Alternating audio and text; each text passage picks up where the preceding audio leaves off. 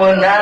นที่นั่นจึงเมืองสิทุกตราซ้อนด้วยเจ้าเปิงจึงเมืองในไปได้มีลูกหลานเจ้าที่ฮักเต็มมานอนนวม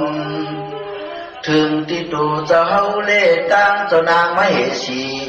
กึ่งแถมหูมัดกวนที่หอกระทางเส้นสองไล่คือหางยันลองมันเหยื่อเพลินปล่อยสั่งที่มีเสียข้อความเตือนเสตาไว้สู้ย้อนที่คุณพี่เจ้าดังเสียงวางปล่อยปันลุกล้างนุ่มนวลพังซึ่งต่อยน้อย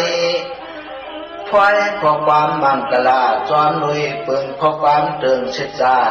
ซึ่งเฮาพอได้มีลูกเป็นผู้กามใหญ่เมื่อนาข้าวหึงแขนโตตูเจ้าผีกระดังเสียงมีเมตตาใหญ่เสเลปันลูกลางหักคำเศร้าวางถึงที่ขาตอนลุยเปิงข้อความเตือนเสจา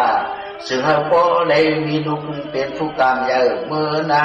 ข้าวหึงแขนโต